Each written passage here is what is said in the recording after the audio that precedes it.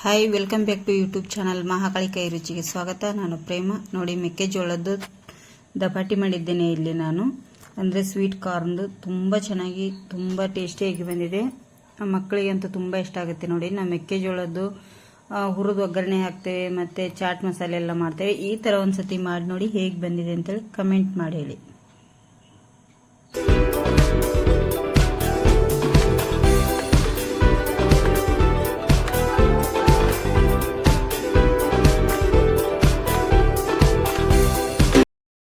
ಇಲ್ಲಿ ಮೆಕ್ಕೆಜೋಳದ ಫ್ರೆಂಡ್ಸ್, ಸ್ವಲ್ಪ ಇದು ಹಸಿದು ಸ್ವೀಟ್ ಕಾರ್ನ್.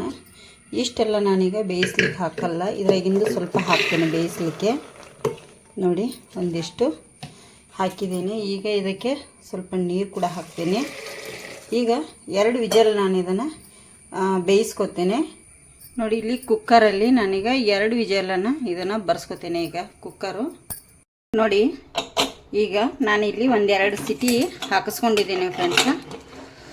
ಇದನ್ನೀಗ ಎಲ್ಲ ನೀರು ಬಸ್ಕೊಂಡು ಇದಕ್ಕೆ ಹಾಕೊಂಡ್ಬರ್ತೀನಿ. ನೋಡಿ, ಇಲ್ಲಿ ಮೆಕ್ಕೆಜೋಳ ಬೇಯಿಸಿರೋಂಥ ಮೆಕ್ಕೆಜೋಳ ಹಾಕಿದ್ದೇನೆ ಫ್ರೆಂಡ್ಸ. ಅದಕ್ಕೆ ನೋಡಿ, ನಾನೀಗ ಇಲ್ಲಿ ಸಣ್ಣದಾಗಿ ಕಟ್ ಮಾಡಿಟ್ಟಿರುವಂಥ ಈರುಳ್ಳಿ ಕೂಡ ಹಾಕ್ತಾಯಿದ್ದೀನಿ.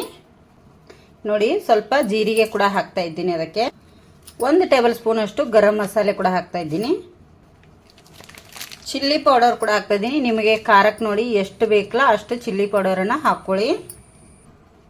ನೋಡಿ, 1 ಕಪ್ಪಿನಷ್ಟು ಇಲ್ಲಿ ನಾನು ಇದಕ್ಕೆ ಕಡಲೆ ಹಿಟ್ಟನ್ನು ಕೂಡ ಹಾಕ್ತಾಯಿದ್ದೀನಿ. ನೋಡಿ, ಇಲ್ಲಿ ಕೊತ್ತಂಬರಿ ಸೊಪ್ಪನ್ನು ಕೂಡ ಹಾಕ್ತಾಯಿದ್ದೀನಿ.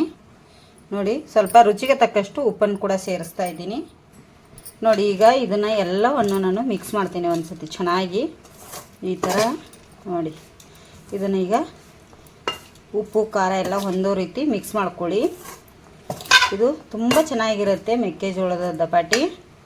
ನೋಡಿ, ಇಲ್ಲಿ ಸ್ವಲ್ಪ ನಾನು ನೀರು ಹಾಕಿ ಕಲಿಸ್ಕೊತೇನೆ. ನೋಡಿ, ಈ ಥರ. ನಿಮಗೆ ಹಿಟ್ಟು ಕಮ್ಮಿ ಅನಿಸಿದರೆ ಇನ್ನೂ ಒಂದು ಸ್ವಲ್ಪ ಹಿಟ್ಟು ಹಾಕ್ಕೊಳ್ಳಿ. ನೋಡಿ, ಇದನ್ನೀಗ ನಾನು ಹದವಾಗಿ ಕಲಿಸ್ತೇನೆ. ನೋಡಿ, ಇಷ್ಟು ಈ ಹದದಲ್ಲಿ ಇರಬೇಕು ನಮಗೆ. ಈಗ ಇದನ್ನು ದಪಾಟಿ ಹೇಗೆ ಮಾಡೋದಪ್ಪ ಅಂತ ಅಂತಿರ್ಬೋದು ನೀವು, ಇಷ್ಟು ತಿಳುವಾಗಿ ಮಾಡಿದ್ದಾರೆ ಅಂಥೇಳಿ. ಈಗ ತೋರಿಸ್ತೇನೆ. ನೋಡಿ, ಚಿಕ್ಕದೊಂದು ಬಾಣಲಿ ಇಟ್ಟಿದ್ದೇನೆ ಫ್ರೆಂಡ್ಸ್. ಅದಕ್ಕೆ ನೋಡಿ, ನಾನಿಲ್ಲಿ ಸ್ವಲ್ಪ ಎಣ್ಣೆ ಕೂಡ ಹಾಕ್ತೇನೆ. ಎಣ್ಣೆ ಬೇಡ ಅನ್ನೋರು ನೀವು ಇಲ್ಲಿ ತುಪ್ಪ ಕೂಡ ಹಾಕ್ಕೋಬೋದು. ಈ ಥರ ಮಾಡ್ಕೊಳ್ಳಿ, ಎಲ್ಲ ಕಡೆ ಹರಡಿಕೊಂಡು. ಈಗ ಇದಕ್ಕೆ ನಿಮಗೆ ಎಷ್ಟು ದಪ್ಪ ಹಾಕ್ಲಿಕ್ಕೆ ಹೋಗ್ಬಿಡಿ, ನಿಮಗೆ ನೋಡಿಕೊಂಡು ನೀವು ಹಾಕೊಳ್ಳಿ. ನೋಡಿ, ಈ ಥರ ಇದನ್ನು ಸ್ವಲ್ಪ ಈ ಥರ ಹರಡ್ಕೊಳ್ಳಿ. ನಾವು ಮೆಕ್ಕೆಜೋಳ ಬೇಯಿಸಿರೋದ್ರಿಂದ ತುಂಬ ಚೆನ್ನಾಗಿದು ಬರುತ್ತೆ, ದೋಸೆ ಥರ ಸಖತ್ತಾಗಿ. ಇದು ಚೆನ್ನಾಗಿ ಈಗ ಬೇಯಲಿ. ನೋಡಿ, ಒಂದು ಸ್ವಲ್ಪ ಇದ್ರ ಮೇಲೆ ನಾನೀಗ ಮುಚ್ಚಳ ಮುಚ್ತೇನೆ. ಚೆನ್ನಾಗಿ ಮೇಲ್ಗಡೆ ಸ್ವಲ್ಪ ಚೆನ್ನಾಗಿ ಬೇಯಿತೆ. ನೋಡಿ, ಈಗ ತೆಗಿತೀನಿ ಇದನ್ನೀಗ ತಿರುಗಿಸಿ ಹಾಕೊಳ್ಳೋಣ. ನೋಡಿ, ಈಗ ಇದನ್ನು ತಿರುಗಿಸಿ ಹಾಕ್ತೀನಿ. ಎಷ್ಟು ಈಸಿಯಾಗಿ ಬಂತು ನೋಡಿ, ಎಷ್ಟು ಚೆನ್ನಾಗಿ. ನಿಮಗೆ ಈ ಸೈಡ್ ಕೂಡ ಸ್ವಲ್ಪ ಎಣ್ಣೆ ಬೇಕಂದರೆ ಈ ಥರ ಸೈಡಿಗೆ ಹಾಕ್ಕೊಳ್ಳಿ.